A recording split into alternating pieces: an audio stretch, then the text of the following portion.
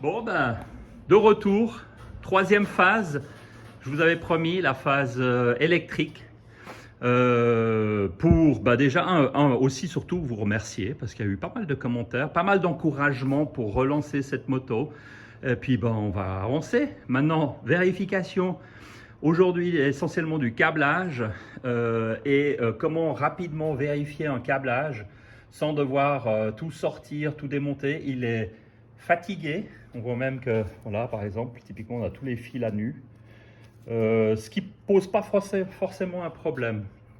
Alors, pour ça, il va falloir un ohmmètre qu'il faut mettre sur... alors, ici, il y a une fonction qui permet de mesurer la résistance, mais en même temps de vérifier s'il y a un court-circuit, notamment quand on branche, voilà, on branche les deux extrémités, c'est-à-dire que si, voilà, si je branche les deux, eh ben, j'obtiens effectivement une résistance, bon là très faible bien sûr, mais surtout un signal qui me dit il y a un problème parce que on fait une boucle. Donc je vais vous montrer au fur et à mesure aussi un peu comment le faire.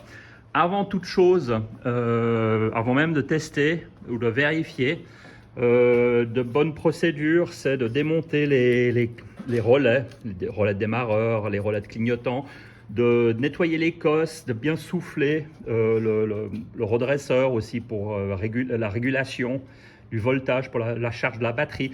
En gros, de démonter un peu toutes les connectifs, de les nettoyer, de les remettre en place avant de faire le test de la résistance et notamment s'il y a un court-circuit ou s'il n'y a pas de court-circuit. Veillez aussi à ce que le contact soit éteint, donc à gauche, et puis aucune commande allumée. Donc ici, pas de commande allumée. Je suis désolé, non, un contre-jour. Pour une fois qu'on a du soleil, le coupe-contact qui sur ce modèle-là fonctionne comme ça, en position centrale, d'accord. Et puis le démarreur. Donc voilà, nettoyage. Et puis vous voyez la suite. Voilà, vous voyez le maître d'ouvrage. Un peu de produit de nettoyant et puis un spray qu'on utilise pour typiquement nettoyer les cosses et les systèmes électriques. Vous pouvez prendre des W40, ça marche aussi. Des montages, vous voyez, des différentes composantes électriques, les branchements, faire un joli nettoyage parce qu'il y a souvent pas mal d'oxydation. Bon là on a déjà commencé à nettoyer, mais on voit il y a souvent de l'oxydation et des problèmes de connexion. Donc si vous voulez avoir un bon test électrique, que tout soit juste, il faut passer par le nettoyage. Voilà, étape par étape. Bien sûr, sans oublier démonter-les. C'est pas une nécessité vraiment pour les vérifier, mais juste pour pas qu'ils soient en faux contact ou ils soient allumés ou que assez facile à démonter. Il y a une petite vis. Sortez le cache, puis comme ça vous pouvez accéder directement. Là, on le voit hop, à l'intérieur. Ça. Et puis faire un bon nettoyage aussi, enlever toutes les toiles, tous les trucs, tous les machins. C'est pas une nécessité pour faire une vérification, mais ça évite effectivement de se retrouver là aussi. Bon, voilà, toutes les fiches démontées, nettoyées, replacées, que ce soit bien nettoyé. Puis là, on va faire la vérification. Alors, vérification, ça sera assez simple. Je vais vous montrer comment on branche et puis comment on peut rapidement faire la vérification s'il y a un court jus. Bon, alors, on est prêt. Alors, vous mettez votre ohmmètre pour qu'il affiche effectivement et surtout qu'il fasse un bip quand il y a un court jus et il affiche la résistance. Donc, typiquement, quand je le mets en contact, ça envoie. Il n'y a quasiment pas de résistance, mais ça montre qu'effectivement, là, il y a un court jus. Cette partie, vous la branchez sur le câblage de la batterie. Tac. Positif. On la reconnaît parce qu'elle passe, le gros câble va sur le démarreur, la tête de démarreur, et le rouge va sur le relais de démarreur. Celui-ci est branché sur le moteur et on a de la chance. Il y a 0,9 de résistance qui est normal, c'est la résistance finalement du démarreur. Donc, mais il n'y a pas de court jus. Ensuite, je tourne la clé et c'est juste, on a un court jus, mais qui est en fait le contact du relais, mais il y a une résistance. Donc on est juste sur la première position, et c'est-à-dire que le faisceau devrait s'allumer, mais comme je ne suis pas en batterie, ça sonne. Et sur la deuxième position, ici, je suis en mode pour le démarrage. Donc, effectivement, la position intermédiaire, c'est l'allumage du système, en gros de l'éclairage, la position parking. Et ici, je suis en position pour lancer le démarreur. Et bien sûr, ici, quand j'appuierai tout à l'heure avec la batterie, ça devrait démarrer. Maintenant, ce que je peux faire, c'est effectivement vérifier qu'il n'y ait pas une fonction qui soit en court-circuit. Voilà, donc là on voit il n'y a pas de court-circuit, donc on est bon.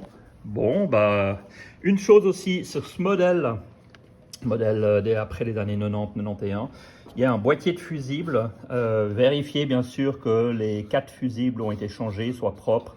Ici on voit bien, ils sont tous les 4 opérationnels.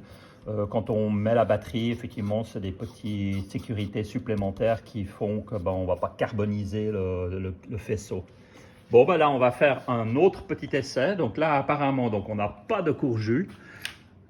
Position intermédiaire. Position finale. Donc on est bon, on est tout bon. On est paré pour faire un essai. Alors, ce qu'on va faire, c'est qu'on va mettre maintenant un booster, c'est-à-dire qu'on va venir brancher une batterie pour tester exactement la même chose, mais cette fois-ci avec du courant. Et on va aussi tenter et vérifier que le démarreur s'enclenche et fait bouger les pistons. Donc ça sera l'étape suivante. On n'a pas besoin de monter les carbures, rien du tout. On le fera d'ailleurs au début sans bougie, tout simplement. Alors on mettra des bougies dans les capuchons pour éviter que la bobine flambe. Mais on laissera ouvert pour faciliter le travail du démarreur et puis vérifier que le démarreur est capable de lancer au moins le moteur avec très peu de compression. Une fois que ça marchera, à ce moment-là, on remettra des bougies et puis on refera le même système. Et cette fois-ci, on viendra vérifier que le système de pression augmente et qu'on a de l'huile qui arrive de chaque côté. Il y aura à vérifier, bien sûr, le jeu aux soupapes des deux côtés. Mais maintenant, ça va être batterie. Et puis, peut-être qu'on se prendra le jus ou peut-être qu'on mettra tout ça à la poubelle parce que ça a flambé. Vérification qu'il n'y a pas eu de court-jus. On va mettre maintenant le positif, le booster branché sur le fil positif du démarreur, du relais et du démarreur, le gros. Et puis, bien sûr, de l'autre côté, sur la masse qui va sur le moteur. On a bien sûr vérifié que il n'y a pas de court-jus entre-temps qui s'est fait. Maintenant, est-ce que finalement on va avoir du jus? Eh ben ouais. On a déjà la pression d'huile, le neutre, qui est plutôt bien. On n'a pas encore les feux, mais ici, ici, pardon. Eh ben même les phares marchent. Position. Ah non, mais c'est incroyable. Ouais, c'est incroyable. Même les ampoules marchent. Ouais, non, c'est pas possible. Elle n'est pas restée 4 ans dehors. C'est incroyable. Incroyable. Alors bon, là, il marche pas. Ah si, il marche. Bon, peut-être faible. Ici, ça marche aussi. Incroyable. Donc, coupez ça. Clignotant.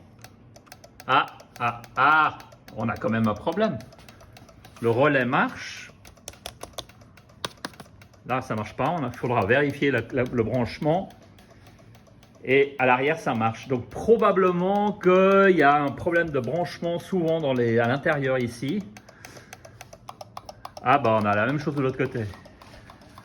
La fréquence est double parce qu'il n'y a pas l'ampoule qui marche ici. Donc, on est plutôt bien. Et vu qu'on a consommé un peu sur le booster, on voit qu'effectivement la batterie la charge. Maintenant, moment de vérité, est-ce que on a le démarreur qui fonctionne? Alors, les bougies sont en place et on va appuyer. Et le moment, est-ce que le moteur va au moins avoir le démarreur? Ouais. Et on le voit. On a la compression. Mais alors, il y a l'huile qui est éteinte. Par contre, on n'a pas de montée d'huile sur ici. Donc ça, il va falloir vérifier. Et ici non plus, on n'a pas de montée d'huile. Donc, jeu aux soupapes à vérifier. Et puis, effectivement, vérifier qu'il y a bien effectivement de l'huile. Ah, quoi que si, ici un peu. Oui, si. Si, il y a un peu d'huile qui est montée ici. Donc, droite, ça a l'air pas trop mal. Mais on a le contact, la moto qui est en train d'être, en tout cas, opérationnelle pour le démarreur. Ben, il lui manque plus que des carburateurs. Et puis ben, aussi peut-être le réglage des soupapes. Donc réglage des soupapes, électricité, c'est tout bon. Alors bon, bien sûr, les petites ampoules. Mais on n'a pas carbonisé la moto. Bon, il y avait quand même de quoi faire un joli feu. Hein. Mais ça va bien, tout bien. Couper le contact, tac. Et ça marche en plus. Bon, ben, étape suivante. Alors, vérification des jeux des soupapes pour bien s'assurer qu'il y a de l'huile qui monte des deux côtés. De ce côté-là, ça a l'air d'être moins grave parce que j'ai l'impression qu'il y a de l'huile qui est montée. Ouais. Si. Là, de ce côté, c'est monté. Et puis, ben, ce qu'on va faire, c'est le montage des carburateurs. Et puis maintenant, ben, vous voyez, après nettoyage, au moins comme ça on a. Nous y voilà au bout de cette séance, cette troisième partie. Les caches-soupapes ont été remontées. Alors pour ceux qui ont noté la différence, c'est une version différente de celle qui était montée. Pourquoi? Parce que en l'occurrence on voit celle-ci a subi une chute plutôt importante, un enfoncement, et donc l'intérieur, je ne sais pas si on le voit, il est fissuré et il y a de l'huile qui coulait à l'intérieur. Et donc très clairement on va le changer, et tant qu'à changer, ben, on a remis un autre modèle qui lui va aussi, qui lui va plutôt pas mal aussi. Vous pouvez mettre des commentaires si vous appréciez plutôt ce modèle de cache-culbuteur ou la version plus ancienne comme ça. On va, la prochaine séance, ça va être le grand moment. On n'a déjà pas flambé la moto. Le câblage, on l'a vérifié. On va quand même mettre des gaines, on va quand même faire ça propre. Mais bon, là, pour le démarrage du moteur, on n'est pas encore sur la cosmétique. On est surtout pour la remise en route de cette machine. J'ai 95% d'espérance que ça se fasse bien. On vient de pas trop loin finalement, parce que l'état du départ me paraissait très catastrophique. Et finalement, au fur et à mesure des démontages, cette moto a montré des très bonnes capacités de résilience, même si, bon, il y a quelques observations d'ailleurs. Certaines personnes l'ont vu. Hein. Je ne sais pas si on voit les pneus, mais je pense qu'on n'ira pas très loin avec ce genre de pneus. Donc, mais ça, c'est tout de la cosmétique. L'important, c'est de savoir si ce moteur marche. Mais comme vous avez pu le voir dans l'autre partie, les culbuteurs, tout marche. Donc là, bien sûr, on a tout remonté, les joints propres. On n'attend plus que le montage final, et ce sera pour la dernière séance, montage des carburateurs et démarrage avec le moteur qui tourne cette fois-ci. Et ensuite, on abordera plutôt la cosmétique pour ceux que ça intéresse. Faites-nous savoir si vous voulez voir aussi la cosmétique, à savoir les améliorations, les petits points d'amélioration, ou si pour vous, voilà, finalement, c'est un projet de remise en route qui vous intéressait. Merci aussi à vous tous de nous suivre, de mettre des commentaires. C'est toujours encourageant. Ça met toujours effectivement l'envie de continuer à ressusciter ces motos, même si celle-ci date des années 90, 90. Donc, quelque part, ça nous fait plaisir d'avoir votre retour. Et puis, vos impressions ou voir vos questions. Si on n'a pas été très clair, on fait ça en dilettant. Aucune prétention de professionnalisme. On fait ça vraiment juste pour le partage et le plaisir de partager. En espérant que vous avez apprécié. Merci.